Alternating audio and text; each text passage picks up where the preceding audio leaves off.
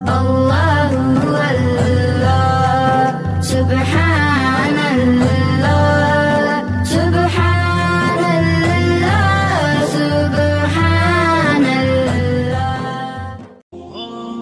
آج اندازہ نہیں ہے ہم کو کہ جس کی بیٹیاں گھر کی دہلیز پہ جوان اس کی زندگی کتنی کٹھن گزر رہی ہے۔ کوٹھے تے چڑھ ویخ فریدا تے کر کر بلدی اگ، میں جاتا دل دکھی میرا پر دکھی سارا جگ۔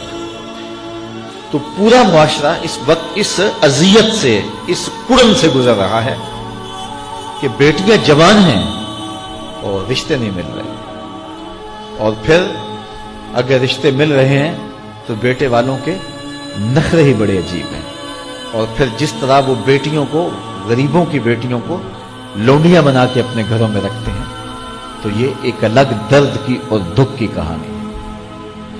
میرے پاس لوگ آتے ہیں، دعا کیجئے، کاروبار نہیں ہے، معاشی بحران ہے، مالی پریشانیاں ہیں، بچے کے امتحان سر پہ ہیں، بہت سارے مسائل لے کر لوگ آتے ہیں، لیکن کوئی نہیں، لوگ حوصلے سے مصائب کا مقابلہ کرتے ہیں، کاٹتے ہیں۔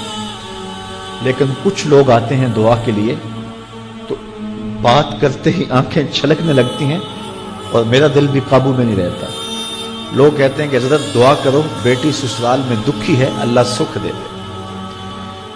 تو میں دعا بھی کرتا ہوں، لیکن میں تنہائی میں جا کے روتا ہوں کہ اس درد کا مداوع کیا ہے، اس دکھ کا علاج کیا ہے، اور معاشرہ تیزی سے اس تکلیف کی طرف بڑھ رہا ہے، اور طلاق کی شرح بھی جو ہے وہ بڑھتی چلی جا رہی ہے۔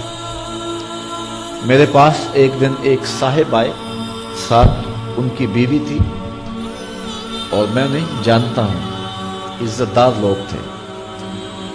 تو انہوں نے کہا کہ ہم آپ سے کوئی تنہائی میں بات کرنا چاہتے ہیں۔ تو ان کے اپنے عزیز تھے، بیٹیاں اس شخص کی زیادہ ہیں، اپنے عزیزوں میں شادی کر دی۔ تو اس وقت انہوں نے طے کر لیا کہ کوئی بات نہیں، ہم جہیز نہیں دیتے۔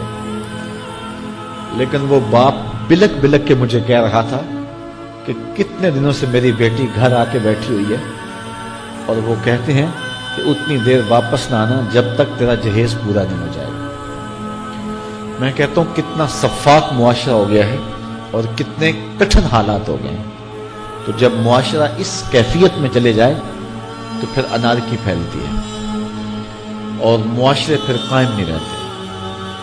تو کتنی باپ کی دہلیز پر بوڑھی ہونے والی بیٹیاں، ان کی سسکیاں، ان کی آہیں اور ان کی چیخیں اس معاشرے کو بے چین کی ہوئی ہیں۔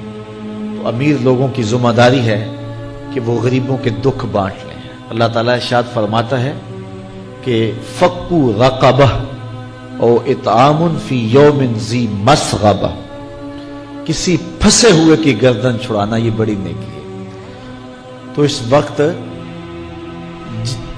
غریب کی بیٹیوں کا رشتہ کوئی قبول نہیں کرتا۔ اگر کوئی نوجوان اور اگر کوئی سرمایہ دار غریبوں کی بیٹیاں قبول کر لے تو یہ اس کی مہربانی ہوگی، اور اگر یہ نہیں کر سکتا تو کم از کم ان بیٹیوں کی شادیوں کا اہتمام کیا جائے، لیکن یہ مہربانی کی جائے کہ غریبوں کی بچیوں کو نمائش گاہ میں نہ کھڑا کیا جائے اور ان کی غربت کا تماشا نہ بنایا جائے۔ رات کی تنہائی میں ان کے ماں باپ کی خدمت کی جائے تاکہ وہ اپنی بیٹیوں کو عزت سے اٹھا سکیں۔ میرے حضور نے ارشاد فرمایا وَرَجُلٌ تَصَدَّقَ بِصَدَقَةٍ فَأَخْفَاهَا حَتَّى لَا تَعْلَمَ شِمَالُهُ مَا تُنْفِقُ يَمِينُهُ، جس شخص نے تنہائی میں خیرات کی کہ دائیں ہاتھ نے جو خرچ کیا بائیں کو پتہ بھی نہ چلا، قیامت کے دن جب کوئی سایہ نہیں ہوگا اللہ اس شخص کو اپنے عرش کا ٹھنڈا سایہ عطا فرمائے۔ تو یہ جو اجتماعی شادیوں کا ماحول ہے، تو اگر اس کو ہم اس میں تبدیل کر لیں کہ غریبوں کی عزت نفس مجروح نہ ہونے پائے، تو اللہ تعالیٰ یہ توفیق نصیب فرمائے اور معاشرے کے اندر ایسے لوگ نکلیں جو معاشرے کے دکھ بانٹ دیں۔ اور علماء کو ممبر و محراب سے زوردار آواز اٹھانی چاہیے کہ یہ جو رسم پیدا ہو گئی ہے جہیز کی، اور اس کے بغیر بیٹیاں گھر سے رخصت نہیں ہو سکتی ہیں، تو اس کو ختم کیا جائے اور اس کے خلاف عملی جہاد کیا جائے، اور اس کے لیے امیر لوگ نمونہ بنیں۔